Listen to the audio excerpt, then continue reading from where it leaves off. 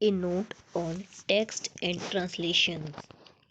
Kalidas' works have unfortunately come down to us not in their original form, but in several reconstructions, divergent versions of a text current in different regions of the country.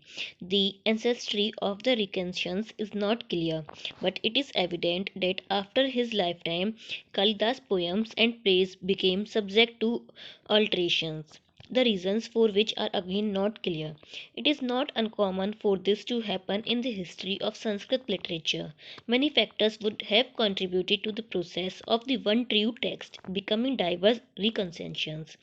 The manuscripts of the works, none of them contemporaneous with the author, belong to one or other of the reconstructions. They display a bewildering variety of readings, the length of the text themselves as well as the number and the order of the verses in them vary. Interpolations present a problem. Some of the variants are substantive enough to warrant a somewhat different reading of the text, as in the case of Abhijana Shakuntalam for short. The translations in this volume differ in their textual basis from the great majority of other translations. The texts of both Meghadutam and Abhijana Sakuntalam follow the Eastern India Bengal reconstructions to which insufficient attention has been given. Even though the Bengal version is not the one translators most frequently use, the bibliographical arguments for it and for Shakuntala in particular are not unequal to those for other texts, and as I shall endeavour to show, there are strong aesthetic arguments for it. The text of Sakuntala has been handed down in four main reconstructions: Eastern or Bengal, Southern, Kashmir, and Devanagari. Another, which of these comes closest to the play as Kalidasa wrote it and as it was staged during his lifetime is difficult to determine, to say the least. Dilip Kumar Kanjilal attempts this difficult task in his critical edition of the play, A Reconstruction of the Abhijana Sakuntalam, 1980. He finds motifs, images, and word clusters specific to the Bengal reconstruction echoed in later plays, such as Harsha. He also examines the Prakrit verses and finds them correct grammatically and metrically in the Bengal text and indicating where they are not in other texts, argues for its superior authenticity. Peschel, who edited the play according to the Bengal reconstruction in 1877, reprinted in the Harvard Oriental Series 1922 after his death, is of a similar opinion. The Devanagari reconstruction of Shakuntala with Raghava Bhatta's commentary was published by the Nirnaya Sagar Press, Bombay in 1883. It is the shortest text of the play and the one frequently translated. The Bengal recension which I have translated is a longer version containing 35 more verses and a number of additional prose passages. My translation is based on the critical edition produced by Kanjilal already referred to. In his introduction, Kanjilal writes that he has reconstructed the play on the basis of the oldest extant manuscript, an early 12th century Nevari manuscript in the possession of the Asiatic Society, Calcutta, supported by other Bengal and Sarada manuscripts, two of the latter not having been utilized before. The differences between the Pichel and Kanjilal editions are few and minor. I have adopted one Devanagari variant in my translation as being more appropriate in the context. In 7.7.2, the Bengal recension reads aga, meaning trees, while the Devanagari has ara, the spokes of a wheel. This might be an example of the kind of error a copyist of manuscripts could have made. One can argue that the Bengal text is more satisfying aesthetically. The longer and more numerous prose passages and the additional verses result in a smoother narrative and fuller characterization. The differences between the two reconstructions are found mainly in Act 1 and 3. They are particularly significant in love episodes, which the Devanagari treats in a rather perfunctory manner. The Devanagari text D seems to make somewhat abrupt transitions in some places, giving the impression of something missing at that point. For example, it doesn't contain the lines at the end of Act 1, where Anasua asks Shakuntala to hurry up and come with her, and Priyamvada as well as Shakuntala's response about the numbness in her thighs, a deft touch which conveys the sudden physical impact an overpowering emotion might make. Again, in Act 2, the Devanagari text does not have set 8, which seems to be an appropriate response to Madhyav Rai comment preceding it. The conversation regarding the untimely blossoming of the Madhavi's bush is not included either. 1.20 point plus 14 to 30. This passage is important because it foreshadows Shakuntala's marriage and characterizes it at the same time. The Bengal text devotes more space to the development of the love of Shakuntala and Dushyant. In Act 3, it presents the courtship as well as the conflict in Shakuntala's mind in some detail. Stanza 40 at the end of Act 3 reveals something of the complexity of the king's character. The first three lines bring out one aspect, the pleasure loving and philandering side to his nature, and it articulates his Carpe diem philosophy: seize the moment before it flies away beyond your reach. But it concludes on a different note when Dushyant says, "My heart in the beloved's presence stands somewhat abashed, a man of the world assured and poised, and a great king who has fallen in and out of love many times, has had his way presumably and got what he wanted." Dushyant now stands dumbfounded before the innocence and purity that Shakuntala represents by sharply abbreviating a long section of verse and prose starting at stanza 26, 20 Indi, which concludes with the important stanza discussed before. The Devanagari text makes a crucial omission. It further omits the delightful prose passage of four concerned banter which follows standard set 23. Set 18 in D. The king in the Bengal text is more fully drawn. He is a man of words as well of deeds, more so than in the Devanagari text. He loves us passionately as he fights furiously, and he is a man who is in love with love as much as he is in love with a girl, a man who talks about love and being in love in a highly self conscious manner. And how beautifully he speaks about it all by presenting Dushyant in the first half of the play as a passionate lover, courtly and gallant, too gallant for the liking of the simple hermit girl who mistrusts such gallantry, and as it turns out with good reason, Kalidasa draws a sharp contrast between this man, debonair, noble, and even considerate at times, and the cynical, harsh, and cold king of Act 5.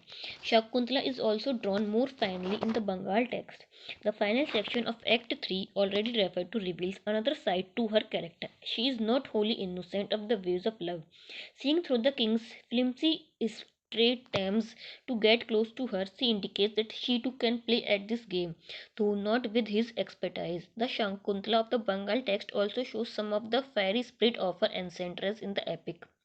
Both the hero and the heroine are more idealized in the Devanagari text.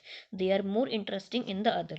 The minor characters come across better in the Bengal text. Priyamvada has more lines given to her, providing more scope for her bubbling sense of fun and her readiness to tease both Shakuntala and the king.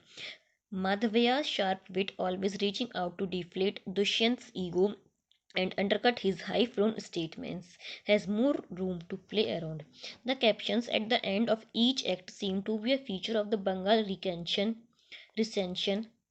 They are not found in the Devanagari text of the plays through the epic Raghuvamsham and the long poem Kumara Kumarasambhavam have captions at the end of each canto. In Shakuntala, the captions for the first two acts, the chase and the concealment of the telling, are notable. They contain an element of symbolism. The chase is a central motive in Act 1. The king is not merely chasing a deer, he is after a girl. The deer is closely associated with Sakuntala through imagery, and it leads the king into her world, which I have characterized in the introduction as the green world, as opposed to the gilded world of the court. The chase motif is picked up in Act 2, where we come across several phrases pertaining to the sport of hunting. The hunter's skill, his elation when he gets the quarry, knowledge of the changing responses of the fear and anger of woodland creatures. Shakuntala reminds the king in Act 5 that during his stay in the Hermitage, he once described her and her pet faunus can both creatures of the woods. All of these phrases conveying as they do the sense of dominance over the prey and gaining possession of it characterize the initial attitude to and relationship of Dushyanta with Shakuntala.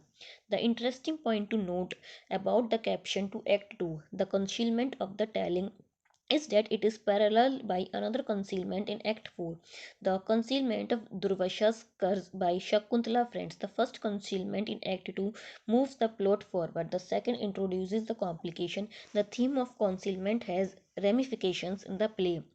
The translation of Meghadutam in this volume is based on the text of the poem on which the early 17th century Bengal scholist Bharata Malika wrote his highly informative and sensitive commentary, Shubhoda. I have used the critical edition of this text with commentary produced by J.B. Chaudhary.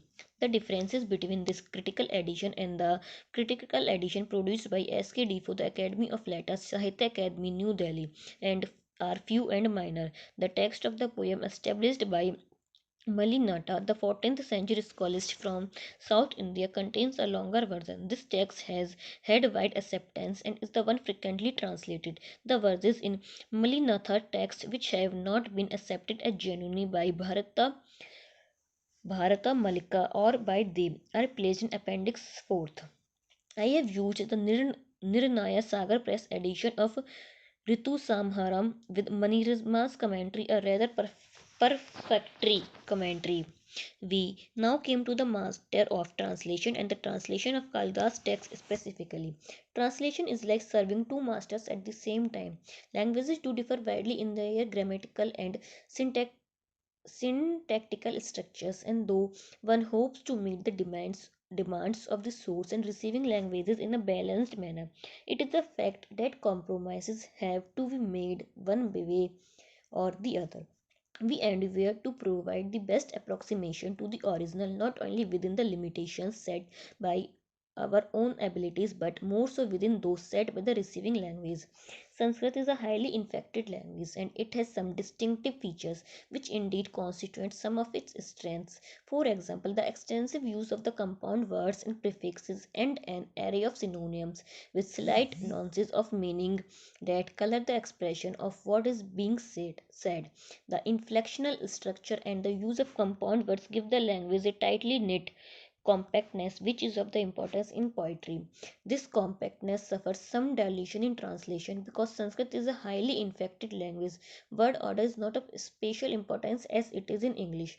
Punctuation is minimal costing of a vertical stroke 1 to mark the end of the second quarter of a stanza and 2 vertical strokes second that correspond to the period in English. Inversions are frequent with the predicate often separated from subject and object by long clauses consisting of single compound words with their subunits linked alliteratively not only for euphonic but other poetic effects as well. This lends the language a musical quality difficult to convey in another language.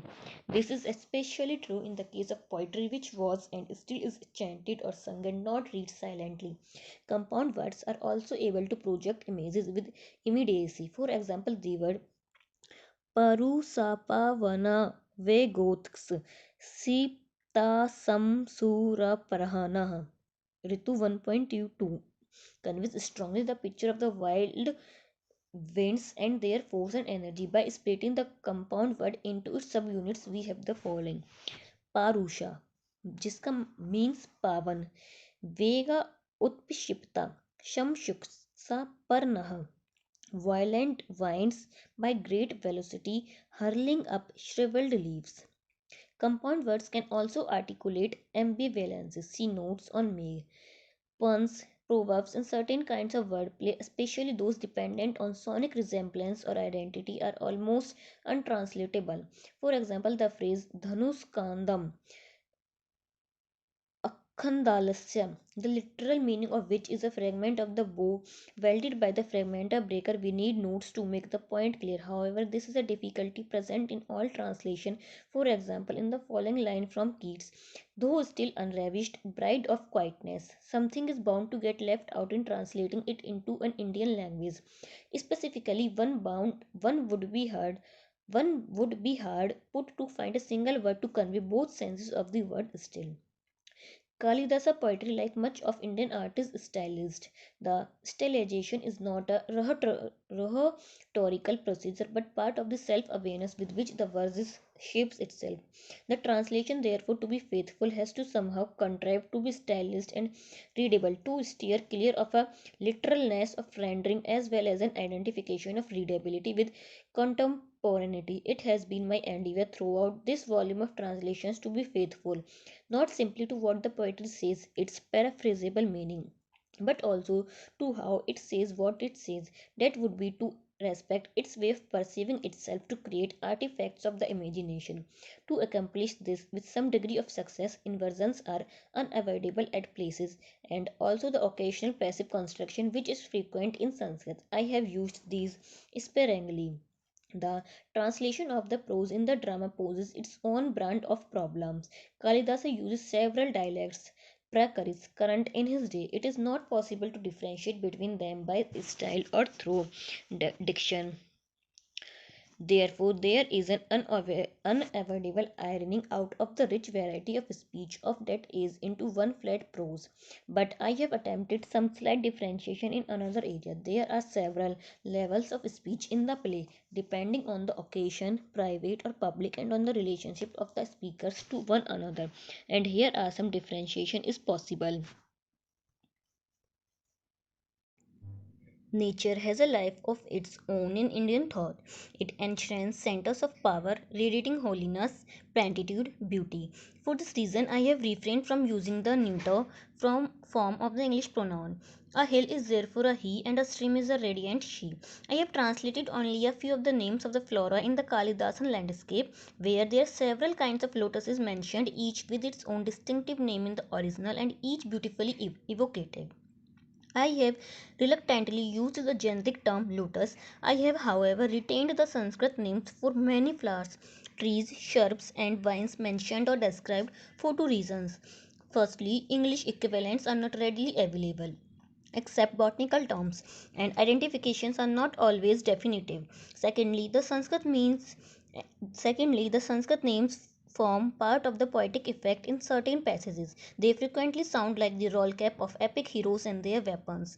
Beauty, genius of blossom, time, forsaking the Kadamba, Kutuja, and Kakubha, the Sarja and the Arjuna now dwells with the Saptaparna. Here, the poet seems to be having some fun at the expense of the epic poets. On the other hand, I have translated nearly all the epithets of Indra in Meghadutam and Shakuntala because the meaning of a particular epithet chosen by the poet has a specific significance in the context. For example, in 6 ratio 30, the epithet for Indra, Sata Karatu, the lord of 100 powers, serves to enhance Dushyant's own glory. In Sak 7 ratio 1, Indra is called Marutvat, he who is accompanied by storm winds Maruts, again glorifying Dushyant. Akhandala, the breaker of dark clouds, dark forces to let light shine through, suggests in the context that the dark delusion clouding the king's memory is destroyed through Indra's power or compassion. The translations are accompanied by a long introduction, notes, and annotated glossary and appendices. The introduction suggests ways of looking at the three works in this volume singly and as a group. These are, however, not exhaustive for want of space. Still, an attempt has been made within a brief compass to relate these works in a meaningful way and trace a pattern of development in the poet's oeuvre. The myths that lend an added depth and resonance to a work, especially Meghadutam, are briefly recounted in Appendix 2. An in-depth analysis of a verse form, Ritu Samraham, which is the earliest of Kalidasa's works, has been included as part of the notes to show how the poet's multi-layered imagery functions as an integral part of the structure. The notes and glossary should be of some help in bridging gaps in communication by explaining the numerous mythological and metaphysical allusions in the poems and the play. They also point to the possibility of multiple readings of a line or passage. In most cases, a translation can convey only one of the possible readings. Because Kalidasa works emerge out of a philosophical context, as all great works of art do, and returns us to it some information about religious and metaphysical concepts, both Vedic and Saiva, is unavoidable. It has been kept to a minimum. The presence of all this background information in no way implies that Kalidas cannot be read with pleasure and delight without this explanatory apparatus. The response to great poetry and poetic drama is the immediate response to it as poetry. While it is true that the Indian and the European intellectual traditions are different, emerging as they do, each from its own worldview and intimately interwoven with it, the two worlds of these traditions ought not to be treated as totally opaque to each other. If an educated Indian is able to read and enjoy the Greek tragedies and Tolstoy in English translations, which is the only way for most of us who have neither Greek nor Russian, we can safely assume that English readers, both within the culture and outside it, who have no Sanskrit can appreciate and enjoy Vyasa, Valmiki, and Kalidas through translations of their works into English, with numerous hurdles to negotiate in the course of translation. It's a matter of satisfaction that translations can carry over much of the power and beauty of the original. The notes and annotations are simply a means to enable the reader to explore the depths and reaches of Kalidas' arts and taste its full flavor rus. Introduction. I give power and knowledge to him I love. I invest him with holy power. I make him a sage, a seer. Rigved 10 ratio 125 ratio 5. The first part is as Kalidas' status as the major poet and dramatist in classical Sanskrit literature is unquestioned. Once, when poets were counted, Kalidas occupied the little finger. The ring finger remained unnamed, true to its name, for his second has not been found. That's high praise. Kalidas' accomplishment is distinguished not only by the excellence of the individual works but by the many sided talent which the whole achievement displays. He is a dramatist, a writer of epic, and a lyric poet of extraordinary scope. In his hands, the language attained a remarkable flexibility, becoming an instrument capable of sounding many moods and nuances of feeling. A language that is limpid and flowing, musical, uncluttered by the verbal virtuosities indulged in by many writers who followed him, yet remaining a language loaded in every rift with the rich ores of the literary and mythical elusiveness of his cultural heritage. By welding different elements to create new genres, his importance as an innovator in the history of Sanskrit literature is clearly established. The brilliant medieval lyric poet Jayadev, in praising Kalidas as Kavi Kul Guru, master of poets, conveys his recognition of this aspect of the poet's greatness. Bana, the celebrated author of the prose romance Kadambari, exclaimed, who is not delighted when Kalidas' perfect verses spring forth in their sweetness, like honey filled clusters of flowers, thus drawing attention to the exquisite craftsmanship of the poet's verse for nearly 2 millennia. Kalidas' works have been read with deep appreciation, widely commented upon, and lavishly praised. It would be safe to assume that the poet enjoyed success, fame, and affluence during his lifetime. We sense no hint of dissatisfaction in his works, no sign of bitterness at not receiving due recognition. Yet, we do not possess any information about him, his life, and the times in which that life unfolded and fulfilled itself. All we are left with are a few legends. The poet has drawn a veil of silence round himself so complete that even his real name is unknown to posterity. No name is affixed to the poems and the epic. They have come down to us virtually anonymous. What information we possess is derived from references to them by later poets and writers, and the commentaries written on them and from inscriptions. The name is met with only in the place where in each prologue the author styles himself as Kalidas. Like others in Sanskrit literature, this name is descriptive. Vyas, meaning the compiler, is the author of the Mahabharata. Valmiki, he who emerged from the anthil Valmika of the Ramayana. Similarly, Kalidasa means the votary or the servant of Kali. Kali is time. Kal is time in the feminine. Kali is time in the feminine, Kal is time. The concept of time as a creative principle is as old as the Veds. We can then translate the name Kalidasa as the servant of the time, a phrase that prompts us to explore its significance. Kala, Kal and Mahakal. are among the many names given to Shiv, the Absolute. The many names given to Godhead are descriptive of its different aspects and functions as seen in the world of phenomena and apprehended by the human consciousness. Formless, eternal, one. Shiv is pure consciousness, the changeless reality behind the manifold changing world that is brought into being by his inherent power or Shakti, cosmic energy. Kali is one of the many names of the Shakti. The names descriptive of the creative power are the feminine forms of the words pertaining to the many aspects and functions of the unitive Godhead. Shivani, Bhavani, Kali, Mahakali, derived from Shiv, Bhav, Kal, and Mahakal, define the feminine creative aspect of the one. In iconography, this concept is imaged as Ardhanarishvara, the Lord whose one half is woman. Shiva and Shakti are therefore one indivisible whole. The natural consequence of the poet's reticence is that a number of legends have gathered round his name. One of them presents him as a simple, unlettered Brahmin, youth of uncommon beauty and grace of manner, who was orphaned at 6 months and brought up by the driver of an ox cart. Through devout prayer and worship of the goddess Kali, he obtained profound learning and the gift of poetry and is said to have assumed the name of Kalidasa, the servant of time or the servant of creative power. Legends surround the name and fame of many ancient writers. A popular legend speaks of the transformation of the author of the Ramayana from a cruel highway robber to a great and holy sage. It is said that repenting of his misdeeds, the robber performed several austerities over such a long period of the time that his body was buried in an ant hill that formed round it. Emerging from it finally enlightened, he assumed the name Valmiki. Thus, the description of an ascetic in Marika's hermitage seems to contain an allusion to this legendary happening. Sex 7:11.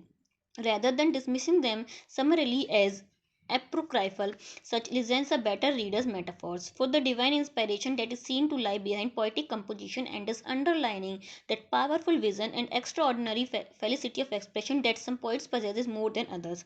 They are perceived as being born again, touched by the divine fire. The new name is assumed to indicate this and identifies their initiation into their calling. The legends surround them with an aura of the miraculous that sets them apart as vehicles of the holy power of the creative word Vak.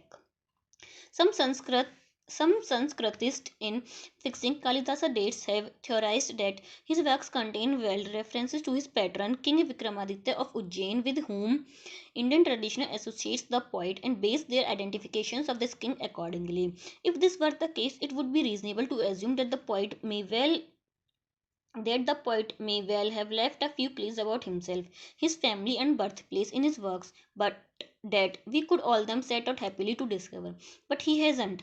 All this points to something of significance, that it was the poet's deliberate decision to strip his text of a biographical detail, veiled or otherwise. In its turn, this decision must be seen as indicative of the Kalidas' attitude to his writing.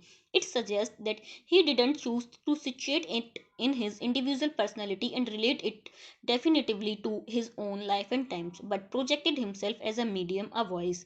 The poet has effaced the authority of his own voice from his text. It is open to the reader to see this self effacement from a metaphysical point of view as a transference of authority to a voice beyond time, to the voice of silence that shaped the universe, or to perceive the text as situated within time and responsive to cultural shifts in the course of time, but not fixed in any specific context. The name Kalidasa would relate equally to both meanings of the word Kali in the name creative power and time.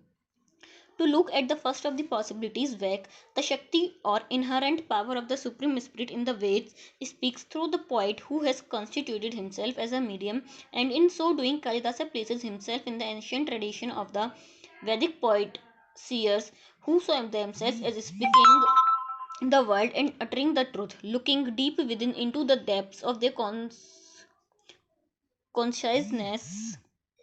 They saw the light that never was on sea or land and expressed the vision they discovered there for all ages to come. The word reveals the unseen through the seen, using the language of metaphor and links the transcendent with the transient. The poet Kavi, from which the word Kavya for poetry is derived, establishes communion between the two worlds, between men and gods. The second possibility is particularly useful in the interpretation of the Kalidasa's plays by enabling the reader to adopt readings other than or in addition to the strictly historical one that places them in the framework of the poet's millennia, poet's milieu, and the poetics that were current in his age. There is more in a great work of art that can be compassed in any single mode of interpretation that sets out to explore its significances.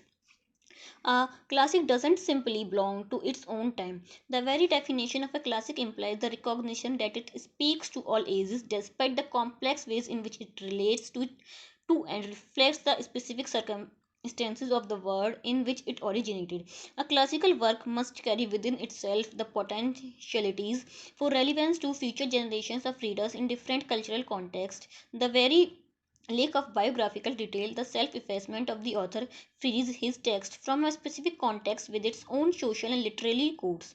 Drama, which is the most socially oriented of literary forms, comes across with an immediacy to audiences, even when their responses are shaped and ordered by social and literary codes different from those in which it was embedded. While placing Shakuntala in a particular set of poetics is no doubt useful and interesting as providing a historical reading, it is more illuminating and rewarding to see the play's accomplishment as lying in the manner in which it escapes the constraints of those poetics even as it acknowledges them. And the second part is Kalidasa's dates haven't been established conclusively. Three dates have been put forward, none of them even remotely exact and spanning centuries.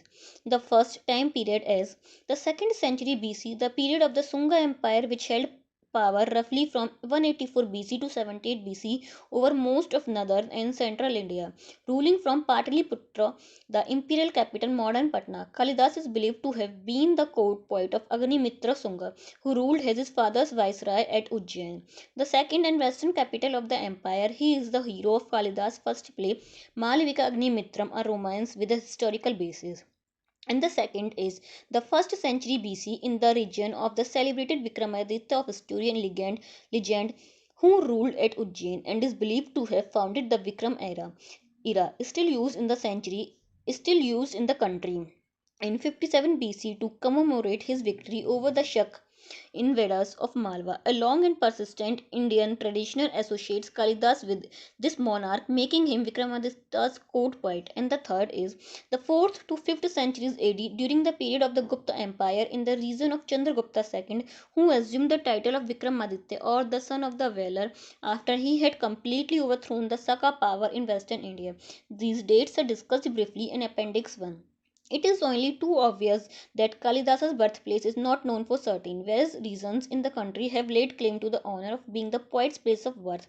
It is clear, though, from reading his works that the greater part of his life must have been spent in Malwa, ancient Avanti, and that in the deepest sense Ujjain, of which he writes with such affection and pride, was the poet's own city. Indeed, you would have lived in vain, says the Yaksha to the rain cloud, admonishing it not to miss the chance of a visit to Ujjain, glowing in splendor like a brilliant piece of paradise, come down to earth with traces of merits of dwellers in paradise returning, the fruit of their good deeds almost spent. Meghadutam, stanza 30. The two poems in this volume reveal an intimate knowledge of the region of the Vindhya mountains.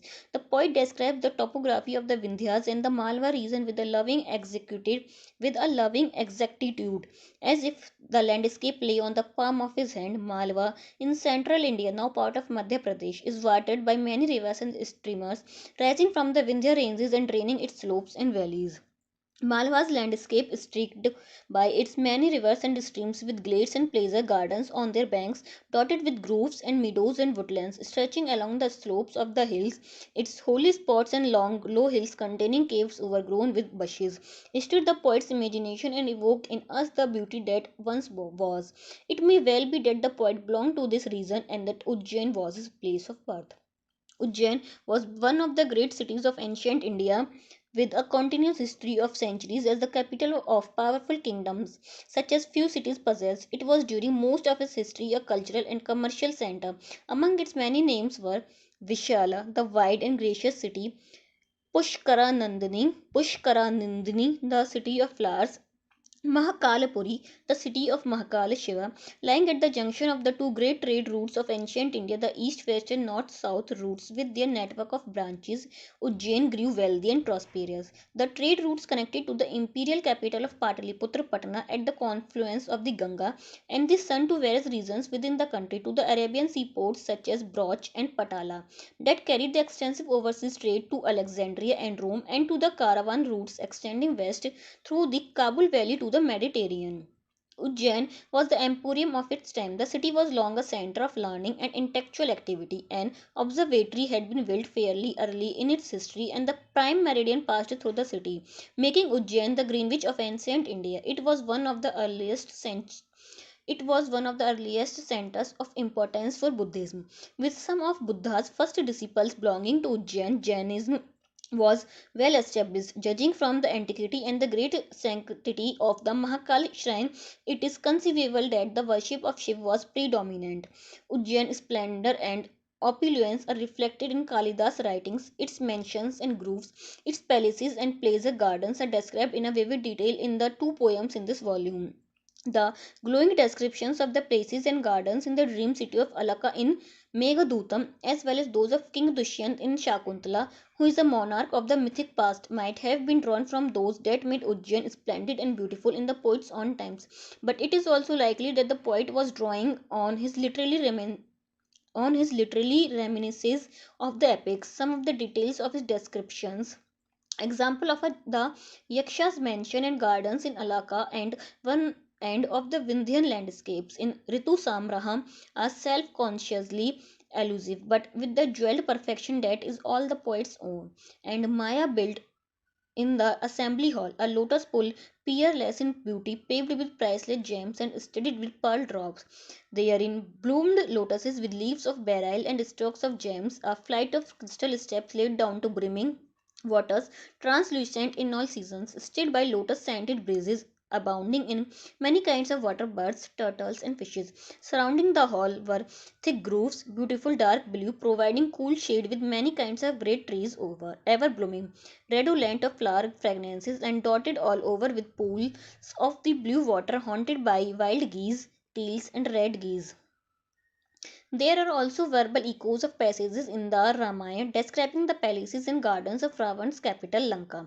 However, Kalidas celebrates the glory of Ujjain not only for its beauty and wealth but also because it is a place of hierophany. It is one of the 12 hierophanic spots in the country where Shiv, the Absolute, descended into time and space to abide as a terrestrial presence for the salvation of the godly. Such a city, wealthy and cosmopolitan, possessing a rich culture and a cultivated audience belonging to a leisured class, and with a splendid court and merchant guilds to provide patronage for the arts, would have been the ideal center for the flowering of drama. Legends speak of the brilliant court of King Vikramaditya, learned, wise, and generous, patron of poets and scholars. Some of the great dramas are laid in Ujjain, others build their plots around the life of the beautiful princess Vasavadatta of Ujjain, daughter of the ruler of Avanti in the time of Buddha. Though though it cannot be stated with any certainty, Sanskrit drama probably developed in Ujjain under the patronage of the kings and merchant princes of that region. There is an interesting piece of information in Bana's Life of Harsha, where he mentions that Sumitra, the son of Agnimitra, who took great delight in drama, was attacked in the midst of actors by one Mitra Deva and head shorn off with a scimitar as if it were a lotus stalk. Sumitra is called Vasumitra in Kalidas' first play Malvika Agnimitram and is the fourth Sunga emperor of the 1st century BC, at which time it is highly probable that the capital had been shifted from Pataliputra in the east to Ujjain. We can imagine that an emperor who was an enthusiastic patron of drama might have been present at a rehearsal or might even have been trying out a role himself. Kalidasa play Malvika Agnimitram opens with a scene in the theatre attached to the palace where the king and queen are watching a dance performance by the heroine Malvika, accompanied with music and other accompaniments. The theatre, with its easily accessible costumes and props, would certainly have been a most convenient place to plan and effect an assassination of a monarch who would otherwise have been heavily guarded. This little anecdote in Bana's work provides a possible date for the classical drama as we have it now. Fragments of plays written on palm leaves in the Kushan script discovered in Turfan, Central Asian attributed to Ashwagosha. The Buddhist philosopher and poet showed that the form of classical drama was well established by that time. Ashwaghosha dates have been fixed in the period of the 1st century BC to the 1st century AD. The relative chronology of Ashwaghosha and the Kalidas is disputed, but it is not unlikely that Kalidasa is earlier than Ashwaghosha. And the third part is the origins of drama in India are shrouded in antiquity.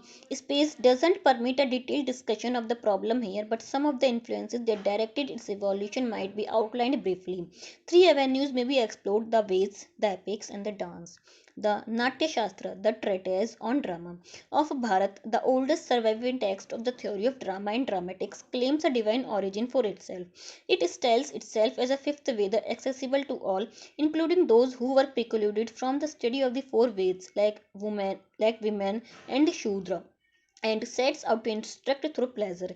Brahma the creator took elements out of the existing four Veds to create this new fifth Ved known as Natya Ved. Among its aims, as set out in the first chapter, are to represent the ways of the world, both good and bad, to give good advice and provide enlightenment through entertainment, to bring peace of mind to those afflicted with the ills of the world and its many problems. Drama represents a generalized view of the world and the actions of persons divested of particularities of character. It doesn't deal with individuals and their specific situations and emotions. The chief goal of drama is to produce ras, the aesthetic emotion evoked by the appropriate mood built, cumulatively through not only words but also by mime and gesture, music and dance, costume and jewelry. Rasa is not raw emotion but emotion depersonalized, divested of all the accidents of circumstance. It is emotion represented, distilled by art. Sanskrit drama is therefore a blend of many elements, verse and prose, dance, music, and spectacle. The Natya Shastra treats poetry, music, and dance as one art. The words nat, actor, dancer, mime, natya, dancing, dramatic art, and nataka play all derived from one root, nat, to act or represent. The Natya Shastra is obviously either a compilation of texts that existed prior to it in one form of or another, or a systematic arrangement and organization of a body of floating theories and practices. In its present form, it might well be later than Kalidasa, depending on which century we choose to place the poet in. It is possible that the author of the Natya Shastra sat down to compose his treatise with Kalidasa's place before him. That a creative writer of Kalidas' genius and accomplishment would write according to the book, it is not very likely. It seems more plausible that a critic and theorist would draw upon the work of a great writer to formulate his theories. Though we might be grappling with uncertainties because there is no concrete evidence to draw a clear line of descent from one to the other. The origins of drama could be traced back to the Veds. In the Rigveda, we find a number of poems with dramatic elements in them. Dialogues such as the lively debate between Sharma, the hound of heaven, and the Panis, traders of demons of darkness, over wealth or tribute, where promises of friendship and veiled threats of hostilities are traded. The dialogue between Urvashi, a celestial nymph, and the mythic king Paru, Pururavas, which is the distant source of Kalidas' second play, Vikramovashyam. Monologues like the declamation of Vak proclaiming her role in the creation of the universe, soliloquies like Vasista's, a cry of despair rising out of a profound sense of alienation from the divine presence. In some of the poems in this group, there are three or more voices speaking, and a few contain the germ of a story or a cryptic reference to an event that could develop into a plot in the hands of a great dramatist. That is what did happen to the Urvashi Purarav's dialogue when Kalidasa fleshed out the bare bones of the legend or myth into a delightful lyrical play. The Vedic hymns were chanted and sung by several voices, and the presence of a refrain in some suggests a choral element. The rituals themselves of the great sacrifices, and there were many of them extending over days and even longer periods, have a dramatic character because the complex round of ceremonies that accompanied the chanting contained an element of dramatic representation. The rituals are a reenactment of cosmic events. The reenactment is the essence of the Vedic sacrifice yajna. It is conceivable that the priest officiating at the sacrifices played the roles of gods, devs, and the Shias Sandhyas in reenacting the cosmic events. There is mention in Vedic literature of maidens beautifully dressed and jeweled, singing and dancing and circling the sacred altars with jars of holy water in their hands. Chariot race is mentioned as well as contest between a fair Vaishya and a dark Sudra for the possession of a round white skin symbolizing the sunlight. These imply a certain amount of action that must have accompanied the chanting of the sacred verses and the performance of the rituals. A notion of conflict or contest is also implied, an essential element in drama. It is suggested that the Urvashi Prurav's poem was a stacked dialogue, a dramatic substitute for what had originally been the sacrifice of a male in a fertility rite after a sacred ritual wedding, and that the theme of a separated lovers derives from this. But it seems that the theme of separation and reunion of lovers also belongs to folk and fairy tale. However, the first part of the suggestion points to the possibility that the vegetation and fertility cults of the ancient world are among the contributing factors in the evolution of classical drama. It is interesting to note in this connection that the medieval and modern religious drama relating to Krishna's nativity and exploits, culminating in the slaying of the cruel Kamsha by Krishna, displays a ritual aspect that connects it to ancient vegetation cults. The binding of Bali and Kamsha's slaying are two places referred to in the literature of the 2nd century BC. It appears that in the stacking of these early religious plays, the colors black and red have been used symbolically in the makeup of the actors to represent the dark winter and the bright summer. The mudras or the hastas or hand gestures used and the stances adopted during the performance of Vedic rituals. They continue in use even now, were incorporated later into classical drama. Often, the stage directions in a play indicate miming and call for a specific mudra, as for instance in Czech 6:3, the Kapota Hastaka, the dove shaped hand gesture that conveys adoration or supplication, where the hands are folded together with the palms slightly hollowed and not touching but with the tips of the fingers and the base touching, so as to form the shape of a dove. However, mudras and stances are not only part of the ceremonies accompanying Vedic liturgy but also of priestly rituals in temples. For instance, the waving of lights before the deity goes through an intricate sequence of movements. They also belong to the grammar and vocabulary of the dance, which is closely associated with temple worship and with the Shiva, who is imaged in stone and metal as Nataraj, the lord of dance. The Natya Shastra assumes the close association of Shiva with the performing arts. For Bharata, in his dialogue with Brahma, the creator speaks of having witnessed the dance of Shiva, Neelakantha, the blue-throated god, full of feeling and expressive of the sentiments of Shrangar love, conveyed through graceful sequences of movement and gesture, and Shiv highly pleased with the performance of the two plays, the churning of the ocean Amramanthan and the burning of the triple city Tripura Dahan or Tripura Vijay. The latter plays mentioned in Meghadutam 58, composed by Brahma himself and performed by Bharata and his troupe on the Himalayas against the natural scenery of its beautiful caves and waterfalls, instructs his disciple Tandu to teach Bharat certain dance sequences that formed part of the preliminaries in the staging of a play. This statement in the NS suggests the coming together of the two traditions in the performing arts or the influence of one upon the another. The preliminaries Purvaranga consist of a series of religious ceremonies with prayers and offerings of flowers to the deities, performed with specific gestures and sequence of movements to the accompaniment of music. It serves a dual purpose, framing drama in the religious setting and providing the audience with some entertainment. Sanskrit drama is secular, but there is religious and ritual dimension to it. The association with Shiva also provides the quality of prayer to what is basically secular drama, as evidenced by the invocation at the beginning and the benediction or Bharata Vakya, the stanza spoken by the actor at the end of a play. Bharat is obviously an assumed name. The Bharatas were originally the rap shouts or bards of the powerful Bharata tribe celebrated in the Rigveda. A bardic ancestry is therefore implied and presupposed in the name. Later, the word came to signify an actor. The bardic tradition of the epics had a strong influence on the development of drama in the Mahabharata. Bards recite the story of the Great War and the events that led up to it. To Janmeja, the great grandson of Arjuna, the foremost warrior in that war, and the recital takes place at the performance of a great sacrifice. The story of Ram and Sita is recited by their sons Kushalabh at their father's court before they are recognized and acknowledged.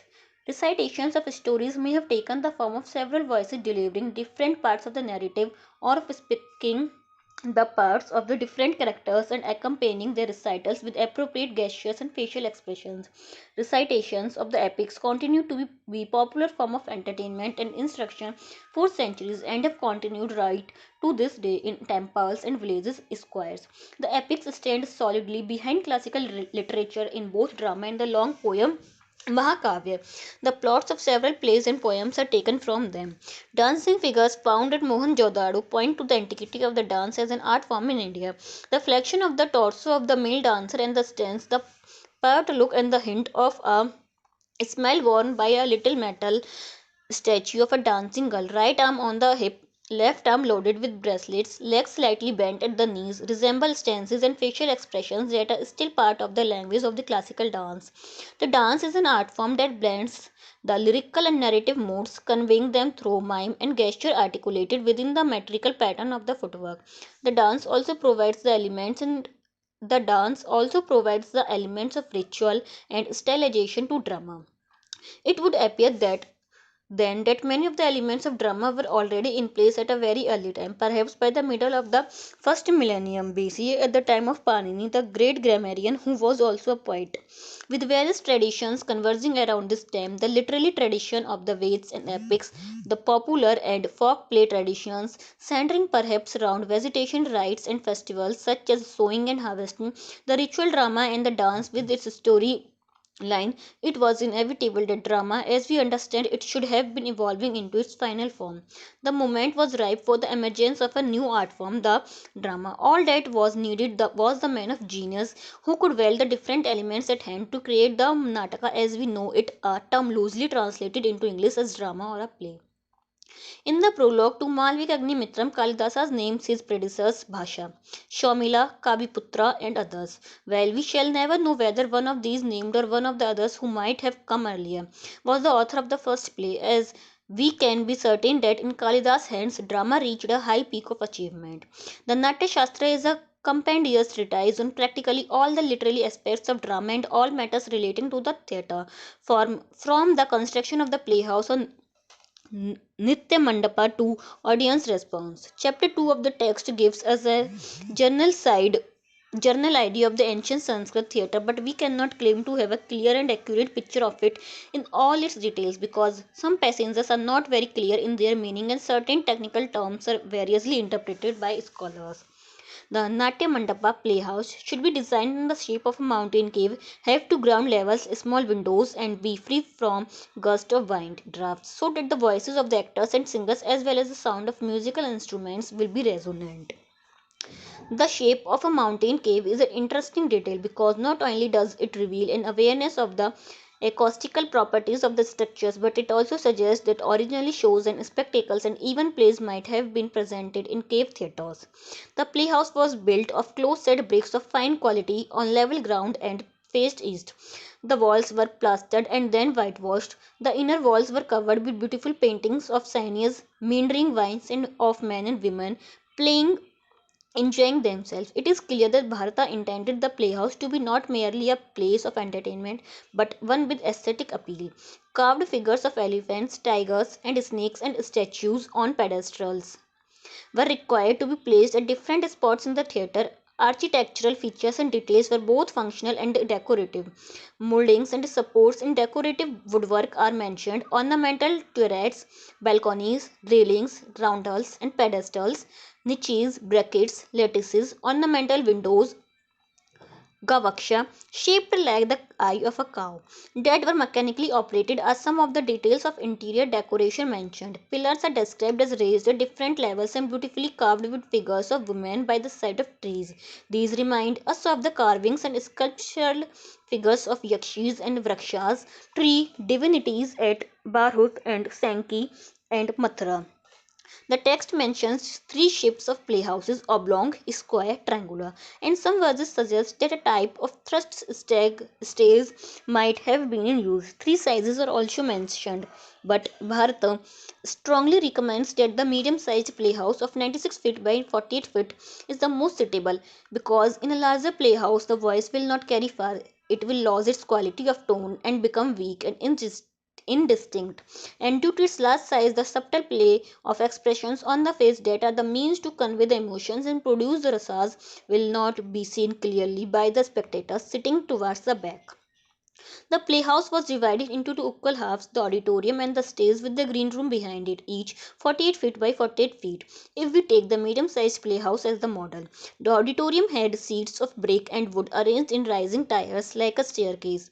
The stage was raised 27 inches off the floor of the auditorium and demarcated into the front stage, which was the acting area for the most part, and the back stage where the musicians and drummers were seated. Jewels and precious gems were placed underneath the stage during the building of the playhouse according to prescriptions based on their auspiciousness. A wall with two doors, and one for the entry and other for the exit of actors, separated the stage from the green room. A curtain of rich material hung before the doors, of which its effects might have been produced either in the space behind the curtain or in the green room itself. Example: Hum Savati song and the birds praise song in Act 5 of Shakuntala, the mystic voice in Act 4 that announces to Sheikh Kanwa that his daughter is pregnant with Dushyant's son. There was little or no scenery, and a minimum of props made of light materials was used. Language therefore became very important, as in the Elizabethan theatre. The imagery painted the scenes, and much was left to the imagination of the spectator. We see instances of this use of language in Act 1 of Shakuntala, where the king, as soon as he enters, describes the flying deer, and the little later he describes in detail the outskirts of the hermitage. Sanskrit drama clearly reveals its dance origins. Miming is often indicated by the stage directions. Dance is very much a part of it. The whole of the fourth act in Urvashi in the Bengal Bengal recension comprises song and dance interspersed with snatches of prose as the king wanders around demented. Even where there is no formal dancing as much, it is clear that Sanskrit drama leans heavily on dance technique. The stances adopted by the various characters, their gestures, facial expressions, their very gait and style of walking belong to the grammar and vocabulary of the dance. There is little that is naturalistic about the dramatic art of the Sanskrit theatre. Dramatic performances were usually held on special occasions, coronations, and other royal events, great weddings, religious festivals, and fairs. Private theatres, beautifully decorated, would have existed in the royal palace, mansions of nobles and merchants, and perhaps in guild halls. The audience would have been select, comprising the few and fit. Open air performances are also known, were probably stages in front of temples or in their quadrangles with large mixed audiences. There might have been open air theatres also. Bhavabhuti's play Malati Madhava was performed for the festival of Kala Priya Nataha Shiv, but we do not know whether it was staged in an open air theatre or in the temple square. Women played the female roles. Bharata is mentioned as putting it to Brahma that drama could not be presented successfully without actresses, and Brahma, seeing the point, made created apsaras, celestial nymphs, for this purpose. But we find that in Malati Madhava, the director Sitradhara, Shutradhara, and his assistant take on female roles. Certain stage directions are conventional.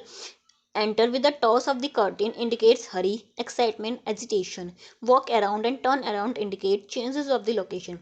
Costuming, jewelry, and hairstyles were important, serving as a means of ethnic, regional, and hierarchical significance. They also represented emotional states. For instance, enter the king costumed as suffering from remorse in Shak 6:5, and enter Shakuntala with her hair done in a single braid to signify to signify the grief of a woman separated from her husband. Color was used symbolically both in the costumes and the makeup. Faces may have been painted and is still done in the Kathakali and Chahu dance forms. Four main colors blue, red, yellow, black, and four combinations of these grey, gold, green, and pink appear to have been in use. Other colors are also mentioned as blends of these. Masks may have also been in use. Masks may have also been in use. The use of masks that rightly belongs to ritual drama is significant because the mask covers and transforms.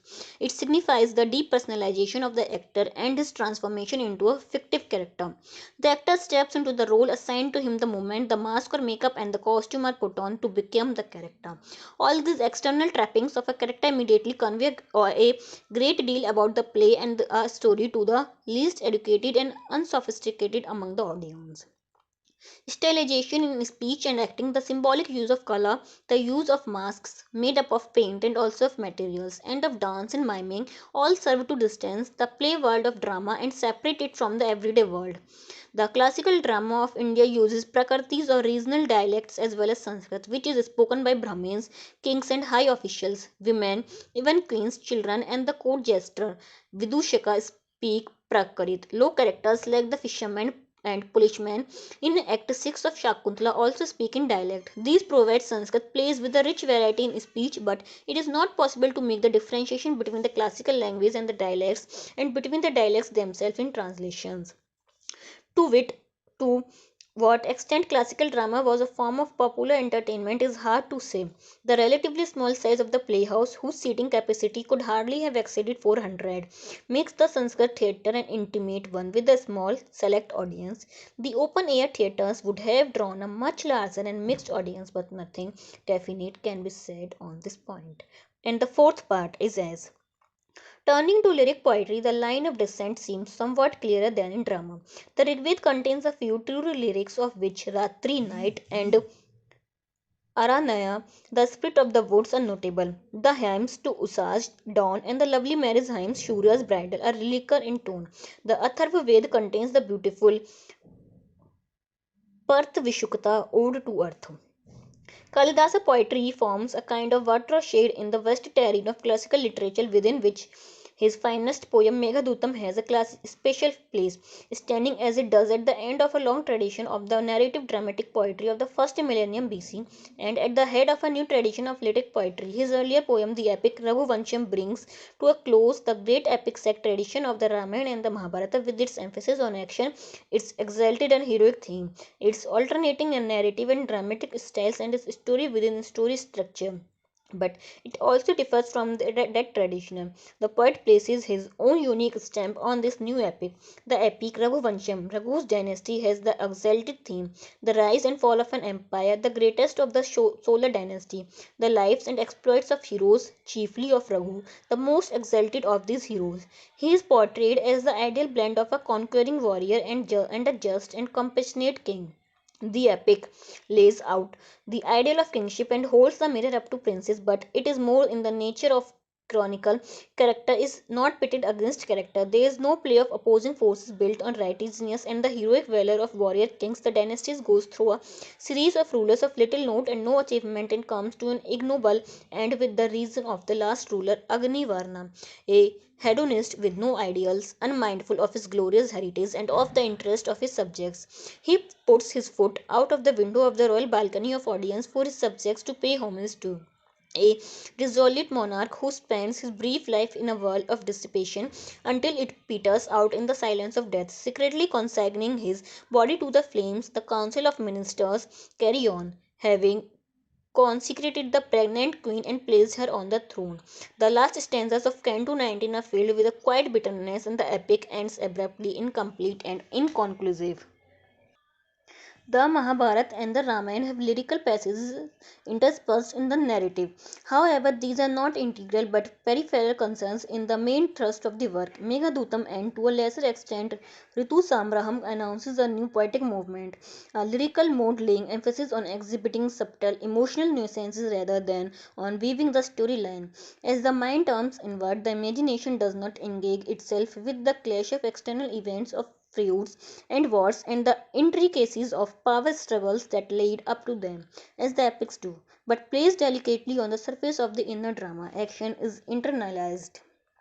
Shringar love becomes the dominant emotional mode. The single stanza comes into its own to possess its autonomy.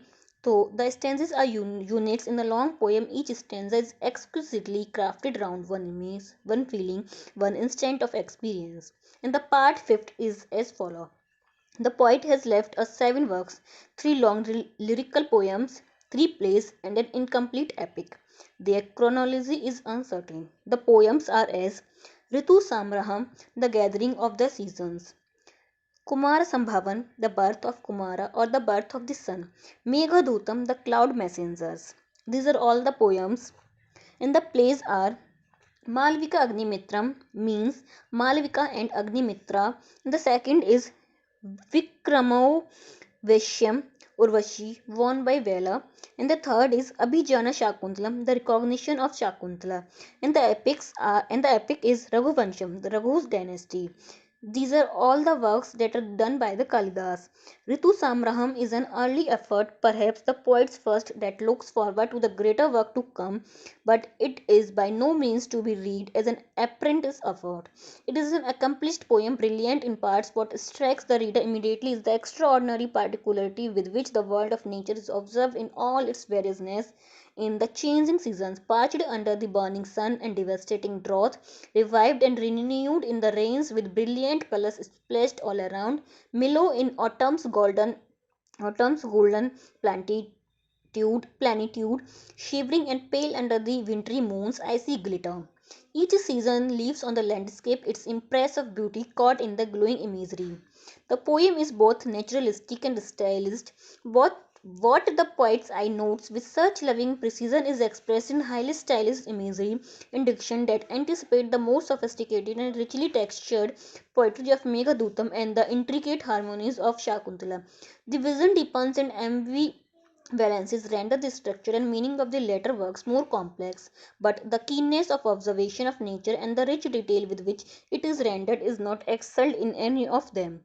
The poem is not simply a description of nature, it is an interweaving of the beauty of nature and woman with the emotional response to both.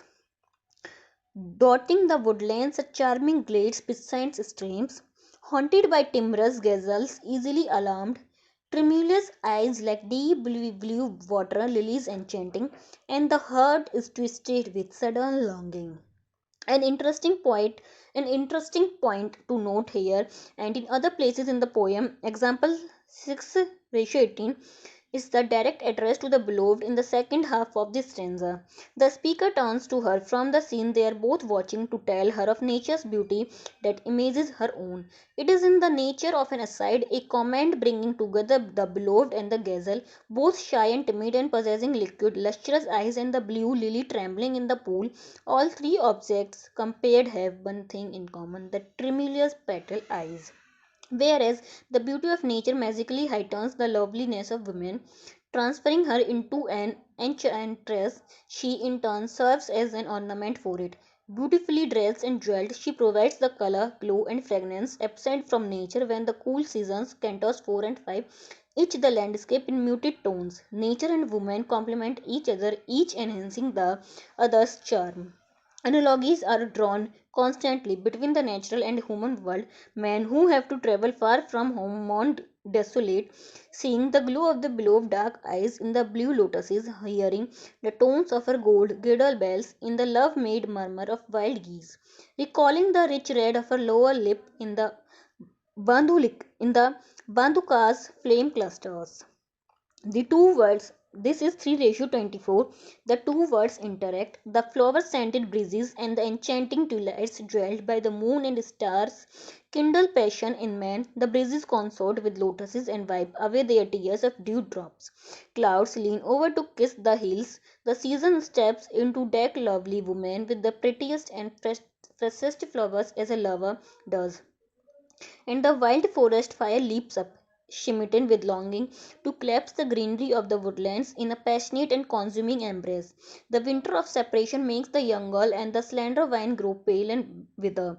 Man and nature together celebrate a joyous festival of love and grief together in sorrow. In Indian thought, a sharp line is not drawn between the worlds of man and nature. The universe is one ordered whole of which man is a part, imbued with the spirit that is transcendent and immanent. The same life giving essence that is in man circulates in every part of it. The propelling force, therefore, in Kalidasa poetry is to see nature not as a setting for man and a backdrop to the human drama, but to perceive it as a possessing a life of its own and as related to the human world in many complex ways. Both women and nature, with its teeming energies, are the vehicles that carry the procreative energies of Shakti, Shiva inherent power. When the poet says, conference, conferring the radiance of the moon on the faces of lovely women, the entrancing tones of wild geese on their gem-filled anklets, the banduka's vibrant redness on their luscious lower lip, the splendor of bountiful autumn is now departing to who knows where. 3:25. He is not indulging in a mere flight of poetic fancy. The philosophical assumptions of his culture are behind it.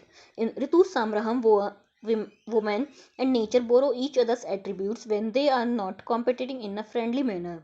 In Meghadutam, women are named and nature are one. The identification is complete. The landscape is the beloved. Shrangara, love in its many aspects, is a perennial theme of lyrical poetry. Love, secure and fulfilled, or thwarted, betrayed, angry and jealous, and above all, love in separation, are all given glowing and poignant expression in Kalidasa poetry. In Meghadutam, the various moods that love displays itself in are delineated in single stanzas, each like a miniature painting. Stanzas 26, 30, 31, 33, 41, 42, and 43. The two poems in this volume, Ritu Samraham and Meghadutam, each treats of love in its two conventional aspects, love in union and love in separation respectively, though the latter is much more than just a love poem. However, this doesn't in any way make the two contemporary. In fact, they mark the beginning and end of Kalidas' poetic career. Ritu Samraham celebrates the fulfillment of love with hardly a trace of anguish. Meghadutam is a poem of longing and separation, Shakuntala having delight in love, ecstasy, and fulfillment as well as its anguish in the separation that follows the anger and bitterness of its cruel betrayal.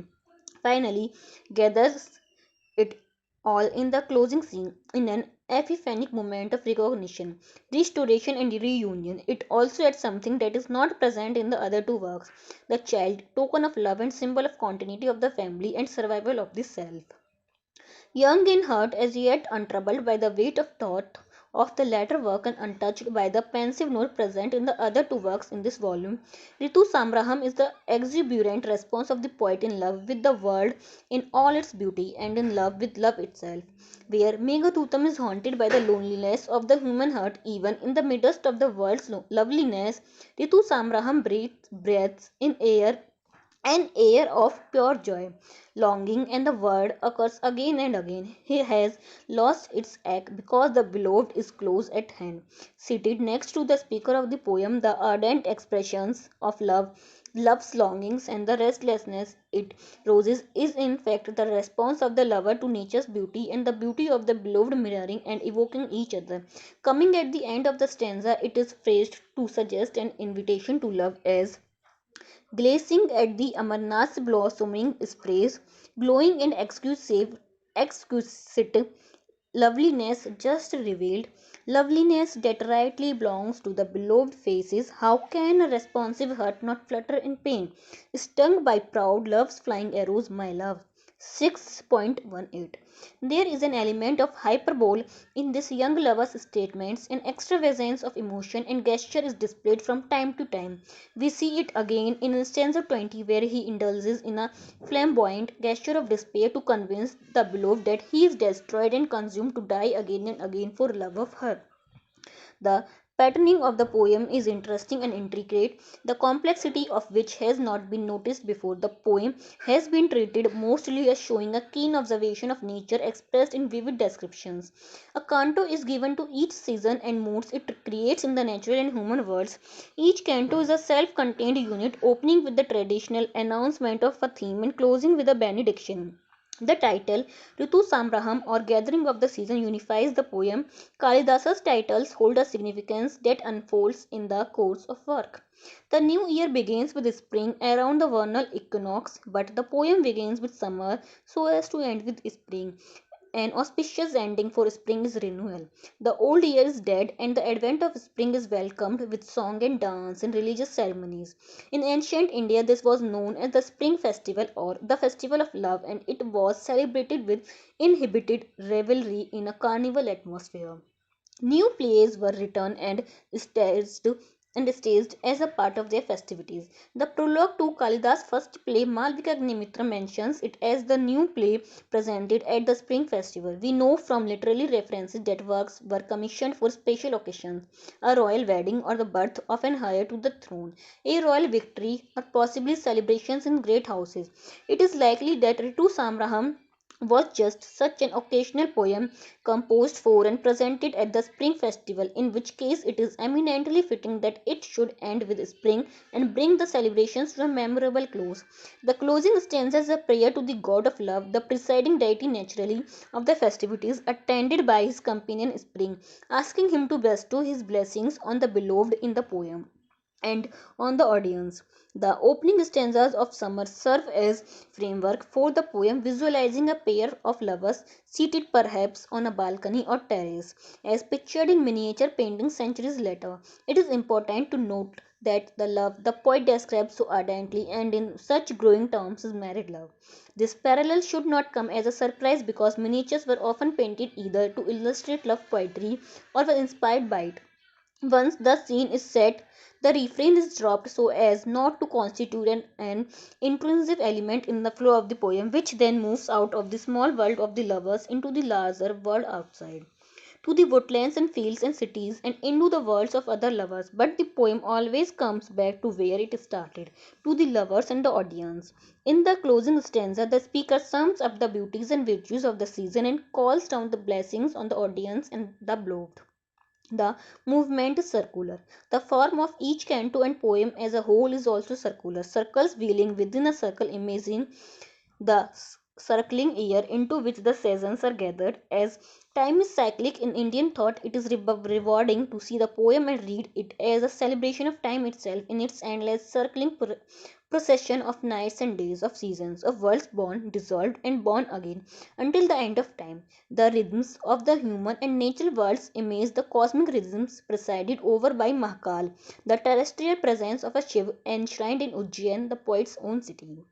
The word Samraham, gathering in or collection, in the title of the poem has a specific metaphysical meaning of universal destruction when all creation is drawn in at the end of the time into Shiv, its ground and source. The mystery of Shiv and his presence is never far from any of Kalidas' works.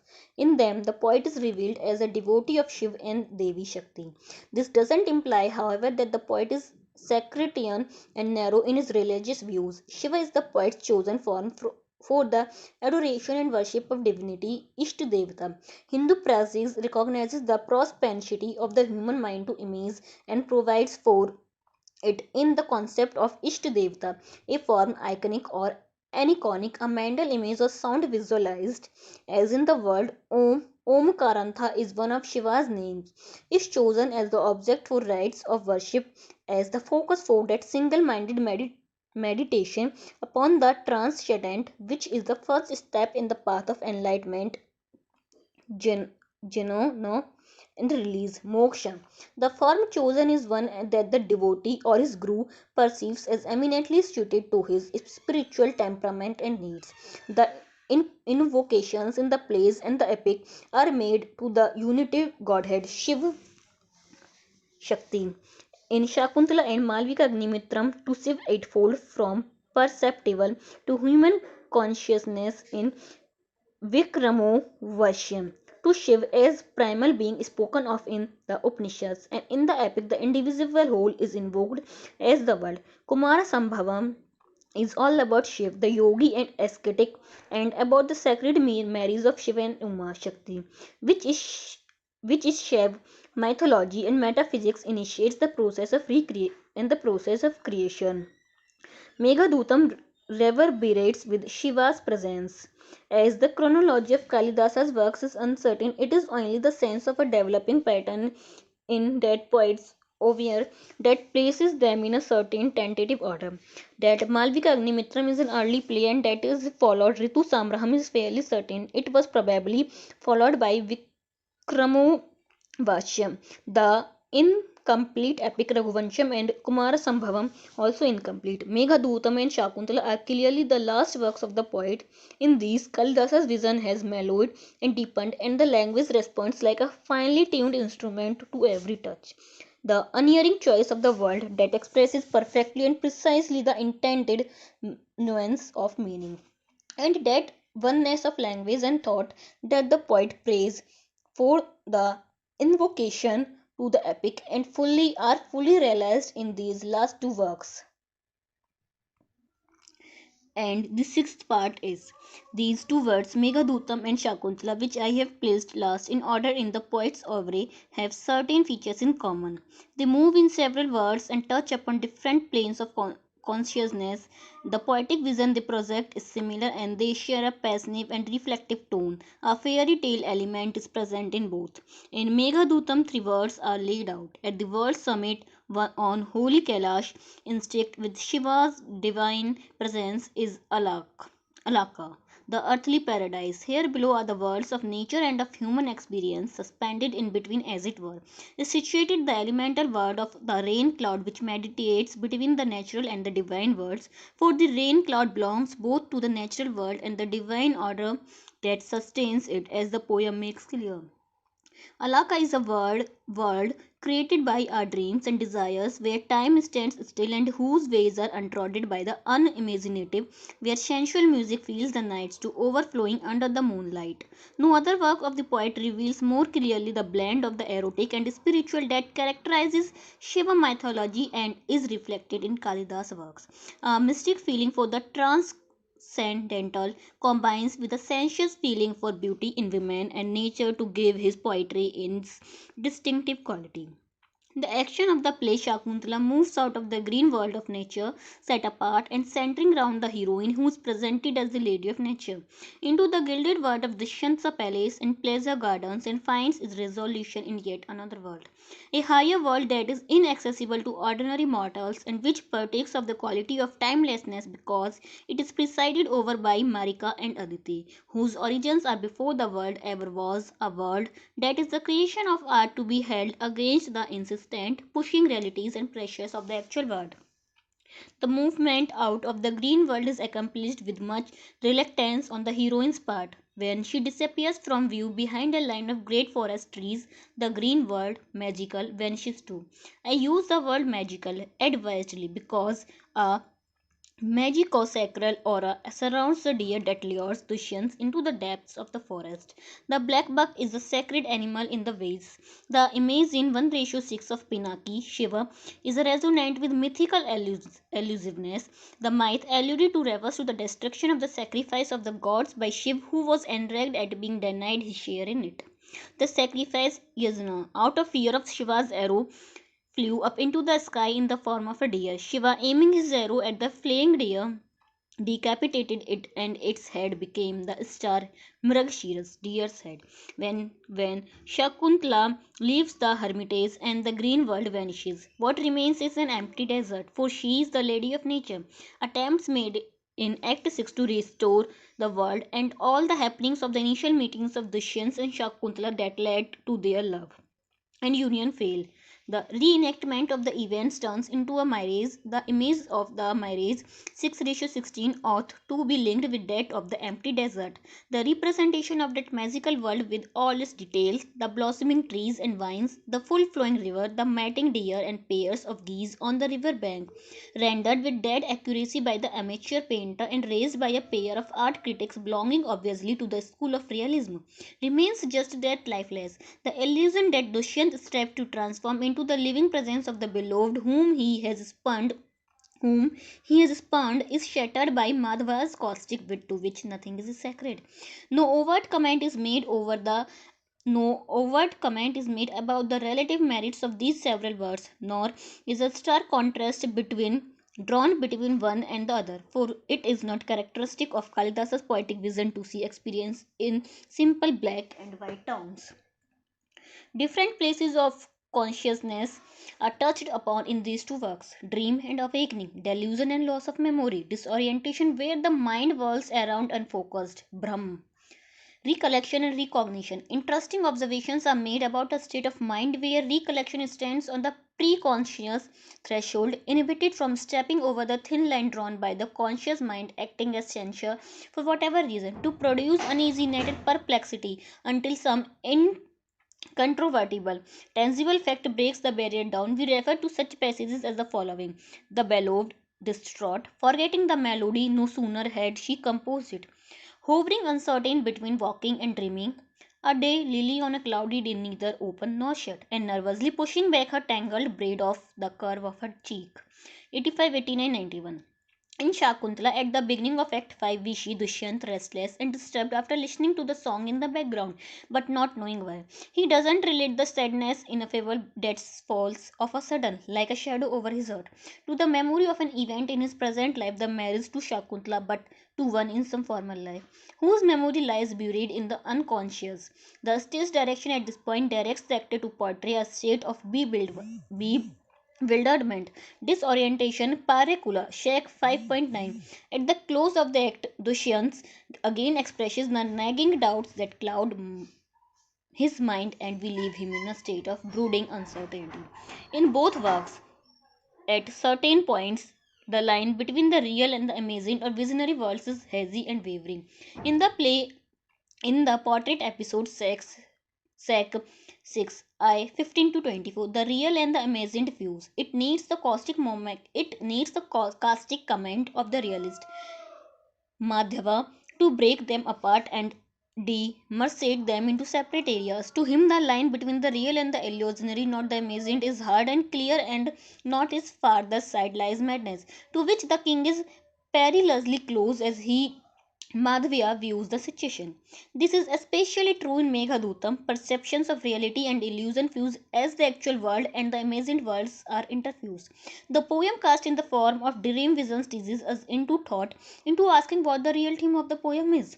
Is it only the exteriorization of a yaksa's dream of love and longing? Or is it also the realization in language of the poet's vision of beauty that is also truth, which he seeks and sees everywhere, but only in fragments and not in the perfect wholeness which he seeks? But alas, O cruel one, I see not your whole likeness anywhere in the see one thing, anywhere in any one thing. Mega 103. It is the poet's passionate cry that the whole is cruelly denied to him, even as a likeness, an image, a reflection. Is the poet not anguishing over the barriers that confront human vision and limit the imagination? And the part 7th is as follows: Meghadutam is a many layered poem of great complexity, and it will be my endeavor to unravel some of this complexity and point to the several levels of discourse that operate in its shaping an intricate pattern of meaning. The poem's source is probably lie embedded in an extensive body of popular tales, much of which has been lost.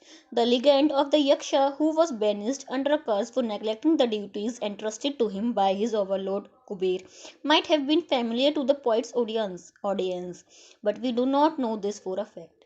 The old Sanskrit commentaries provided the barest outline of the legend in the two versions that vary slightly in detail. In one version, the Yaksh is put in charge of Kuber beautiful groves and gardens, especially the sacred pool of golden lotuses, the holy lake Mansa.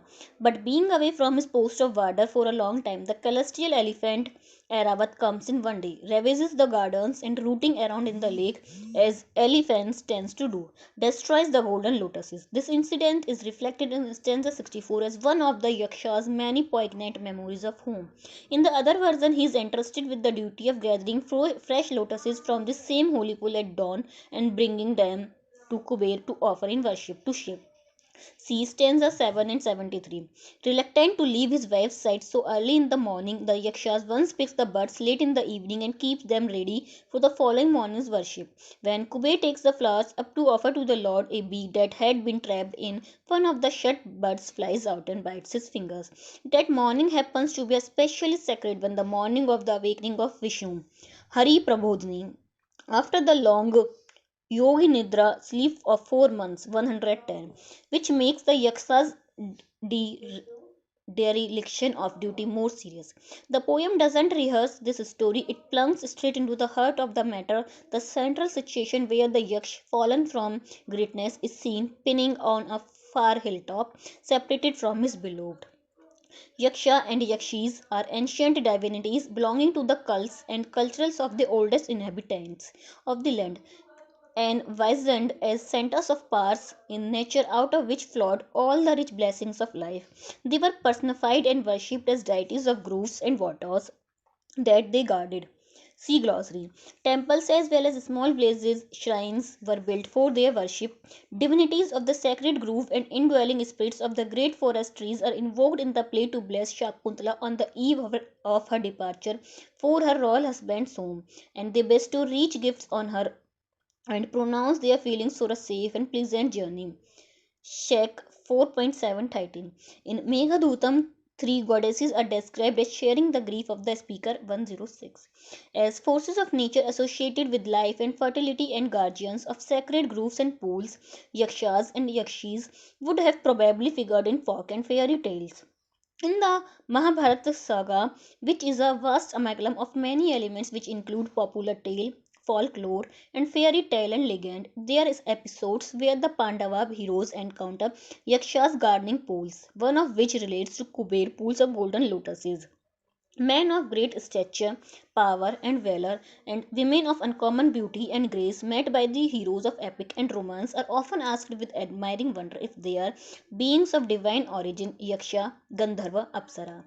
Apsaras, born of the waters of creation, see note 8, are like Yaksha, Yakshis, associated with life and fertility, and seen as beneficent powers. In the earliest mention of Shakuntala in Vedic literature, she is described as an Apsara who conceived and bore the great Bharata at a place called Nadapip. In the epic, which is the direct source for the play, see Appendix 3rd. Shakuntala is not an Apsara herself, but the daughter of one, and she is presented as such in the play Kalidasa. Does not let us forget that the heroine is not wholly of this modern world of ours.